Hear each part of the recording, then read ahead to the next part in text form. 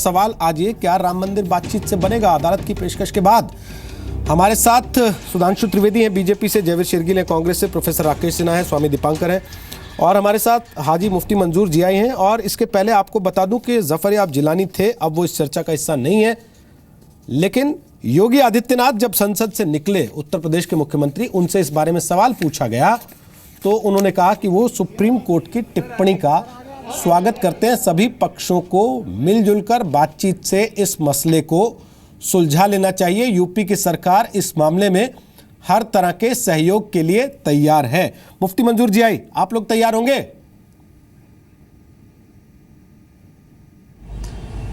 रोहित जी, बताना चाहूँगा सबसे पहली बात, आपने जो क्वेश्चन रखा है आज का, आपके हेडलाइंस पे आप चला रहे हैं, क्या बातचीत से बनेगा राम मंदिर? अगर आप इसी जगह पर मस्जिद का भी तस्करा कर देते, क्या बातचीत से बनेगी मस्जिद, बाबरी मस्जिद, तो बहुत अच्छा लगता था।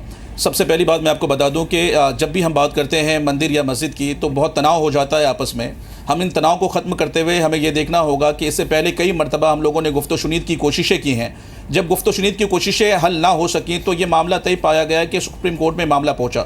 सुप्रीम कोर्ट की तरफ हम इस बात की तरफ तवज्जो कर रहे हैं और देख रहे हैं कि सुप्रीम कोर्ट जो डिसीजन देगा वो हमें काबिल कबूल होगा, क्योंकि सबसे बड़ी न्यायपालिका है ये, यहाँ पर हम सबकी निगाहें जुटी हुई हैं। आज सुप्रीम कोर्ट का ये टिप्पणी करना इस तरीके से बात है कि आप लोग हल करें। अगर साहब हम लोग ही हल करने होते तो अब तक 25 साल तक दर्द और कर्ब में हिंदुस्तान के लोग नहीं जी रहे होते, जिसमें हिंदू भी और मुसलमान भी, जिन्होंने बहुत तकलीफें, बहुत शिद्दत की तकलीफें, मारपीट और खून खराबा किया। आप लोग गारंटी लेते हैं ना फिर इसकी कि सुप्रीम कोर्ट का जो भी फैसला होगा वो सबसे कबूल पहली होगा? बात ये हो कि क्योंकि ऐसा लगता है सुप्रीम कोर्ट मौका दे रहा है कि बाद में कोई ऐसी स्थिति ना आए, कोई पक्ष नाराज हो और कहे कि हमें मंजूर नहीं है। वो शायद मौका दे रहा है कि आप ऐसी स्थिति आने से पहले चाहें तो खुद बातचीत करके सुलझा लें। इस बात से तो रोहित जी ये बात साबित हो जाती है कि कहीं आपको इस बारे में पहले से जानकारी तो नहीं है कि आपने एजेंडे में रख लिया है कि भाई हम बाबरी मस्जिद के बजाय हम मंदिर वहां पर बना ही डालेंगे। आपको लगता है ऐसा सुप्रीम कोर्ट में ऐसा कैसे कह दिया कि साहब हम आपको मौका दे रहे हैं? आप हमें आपको मालूम है? आप ये ऐसा कह रहे हैं का मखौल उड़ा रहे हैं, आपको मालूम है ये बात? आप कह रहे हैं साहब, आप कह रहे हैं, आप कह रहे हैं इस बात को। हम तो आप अकेले बैठे गए यहाँ राकेश सिन्हा भी बैठे, स्वामी दीपांकर भी बैठे। ये सवाल तो उनके ऊपर भी है कि वो जिस पक्ष की नुमाइंदगी करते हैं उस पक्ष को फैसला कबूल होगा कि नहीं होगा। इस बात की तवज्जो पर दे रखे हैं कि भाई सुप्रीम कोर्ट के तवज्जो, सुप्रीम कोर्ट आप ये मान के चल रहे हैं ना कि सुप्रीम कोर्ट ने फैसला पहले से कर रखा है? सुप्रीम कोर्ट हम पर आप मान के चल रहे हैं ना इसका मतलब कि सुप्रीम कोर्ट ने फैसला पहले से कर रखा है? ये आप कह रहे हैं, हम तो नहीं कह रहे वैसा। आप ही ने कहा, अभी आप ही ने तो बोला, आपको मौका दिया जा रहा है बोलने का, अभी आप ही ने तो बोला, आपको पता है, अभी आपने ही तो बोला। अरे साहब ये तो आपने कहा, कहीं आपको मालूम तो नहीं है सुप्रीम कोर्ट ने पहले से फैसला कर रखा मंदिर बनाना है?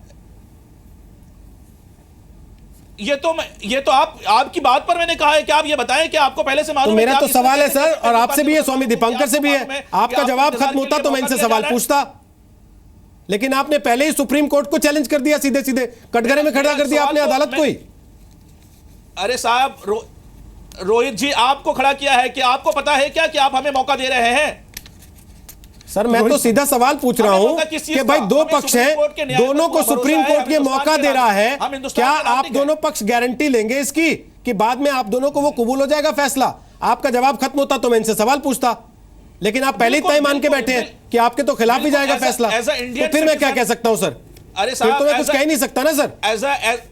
सवाल ही नहीं है कि हम खिलाफ में जाएगा, हम एज अ इंडियन सिटीजन हमारा यकीन और बस बात खत्म हो जाती है सर यहीं पर। इलाहाबाद हाईकोर्ट के निर्णय के बाद आपकी प्रतिक्रिया क्या थी?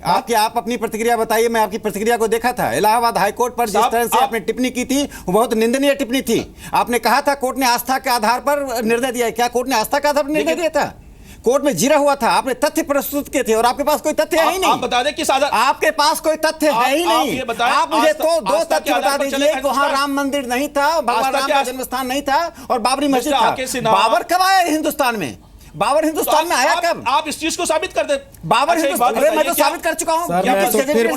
ऊपर जो आए, कौन सा एविडेंस चाहिए? रेवेन्यू डिपार्टमेंट देखिए, बाबरी मस्जिद जो हमारे आर्कियोलॉजिकल सर्वे ऑफ इंडिया देखिए, और क्या चाहिए एविडेंस आपको? बाबरी मस्जिद जो हमारी हिस्ट्रिकल चीज थी, हिस्ट्रिकल चीज को तोड़ने वाले के ऊपर में क्या जुर्माने आए थे? अरे बाबरी मस्जिद क्या बाबरी मस्जिद होता? अरे भाई आप विवादित ढांचा था, बाबरी मस्जिद नहीं था। देखिए हम झगड़ा नहीं चाहते, ना नमाज होता था ना प्रैक्टिसिंग मॉस्क था वो। वहां पे वो प्रैक्टिसिंग मॉस्क था ही नहीं। सर हम झगड़ा नहीं चाहते, पूजा होती थी, एक-एक करके बात करें, अच्छा लगता है। आपके जबरदस्ती करने के बाद एक-एक करके अच्छा लगता है, अरे बात साहब करें तो समझ में आती वहां है। पर मस्जिद इबादत होती थी और आज पिछले 500 सालों से वहां पर लगातार इबादत होती आई है 5,000 और इस बात के शवाहिद आपके पास, हमारे पास, हिंदुस्तान के 5,000 कह दीजिए। कैसी बात है? सुधांशु त्रिवेदी, आपने जयवीर शेरगिल का बयान सुना, उन्होंने कहा बहुत सारी ताकतें ऐसी हैं सुधांशु त्रिवेदी जो ये चाहती नहीं है कि ये मामला सॉल्व हो जाए, और आप इशारा समझते हैं जिनके पार्टी के मैनिफेस्टो में पहले पन्ने पे राम मंदिर आता था सर, वो कैसे पीछे पीछे पीछे चला जाता रहा।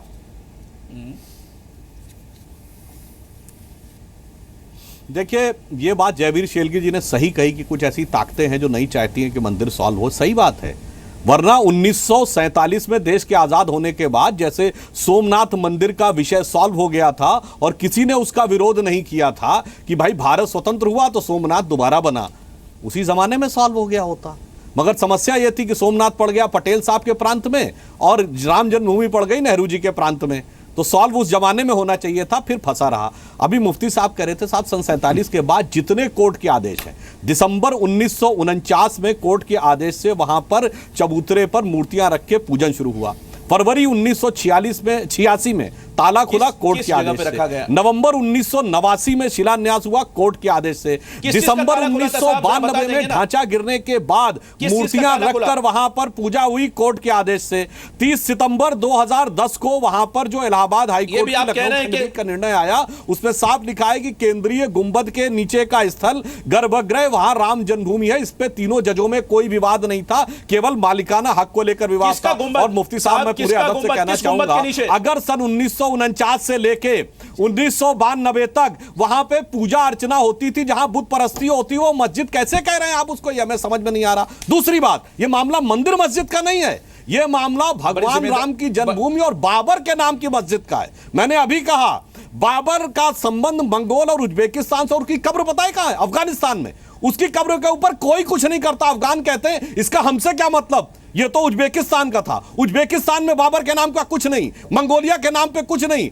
आप हिंदुस्तान में बाबर के नाम की मस्जिद के लिए लड़ रहे हैं, वाह कितना बढ़िया बात है। और आज साहब, आज आ गया साइंटिफिक प्रूफ का जमाना। मैं दावे से कहता हूं कि आप सबके डीएनए सैंपलिंग करवा लीजिए, जेनेटिक मैपिंग करा लीजिए, मंगोल और उज्बेक जेनेटिक पूल से कोई करेक्शन नहीं निकलेगा। सबके सब भारतीय हैं, उनका बाबर से कोई मतलब नहीं है। इसलिए मामला यहां बाबर की मस्जिद। मैं जयवीर शेरगिल से कमेंट लेना चाहता हूं, उसके बाद ब्रेक लूंगा। आपने कहा गुंबद के नीचे मुफ्ती साहब आप रहेंगे ना हमारे साथ आगे भी? 1949 के बाद से मुफ्ती साहब आप आगे भी रहेंगे ना हमारे साथ? आपने ये सारी बातें की, तो वो कौन सी जगह थी? मुफ्ती साहब आप आगे भी हैं ना हमारे साथ? थोड़ा सा सब्र कीजिए, एक बार जयवीर शेरगिल की बात सुन लीजिए, फिर कमेंट कीजिएगा। जयवीर बोलिए।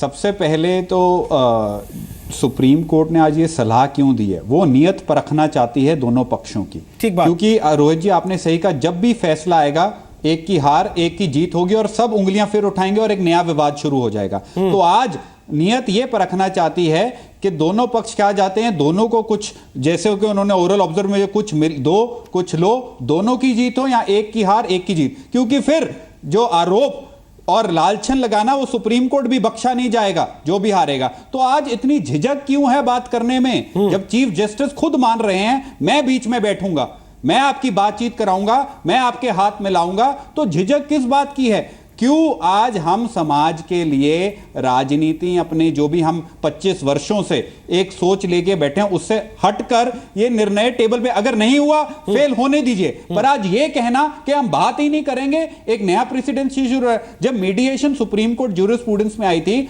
सुप्रीम कोर्ट जानता था कि आप बहुत लड़ चुके हैं, आप 15 साल से यत्न कर रहे हैं, फिर भी भाईचारे के लिए आपको मौका देना चाहता है, तो आप वो मौका लीजिए। विफल होता है तो होता है, पर मौका तो लीजिए।